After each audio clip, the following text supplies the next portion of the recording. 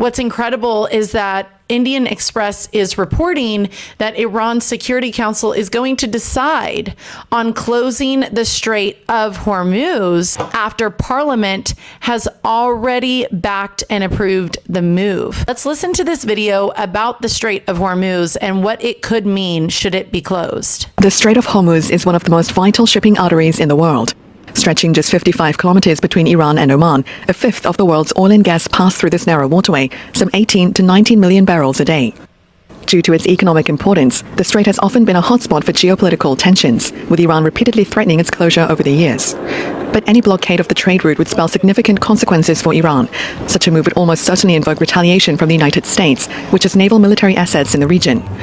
It would also complicate Iran's access to commercial goods and risk alienating Iran's foreign partners like China, which import significant amounts of Iranian oil. The closure of the Strait of Hormuz would also be bad news for the world economy. Global oil prices would spike, and Europe could face energy shortages, especially in countries dependent on Middle Eastern fuel. It would also disrupt industries across Europe, including manufacturing, transport, and agriculture, but also delay imports of raw materials and consumer goods.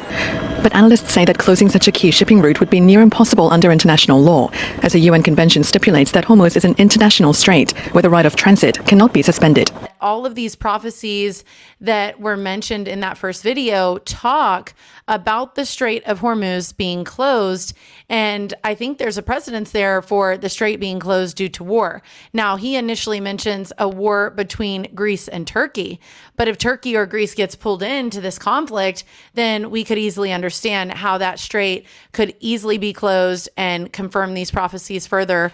Already, the prophecy talked about Iran's nuclear sites being attacked and that being a precedence for a global world war.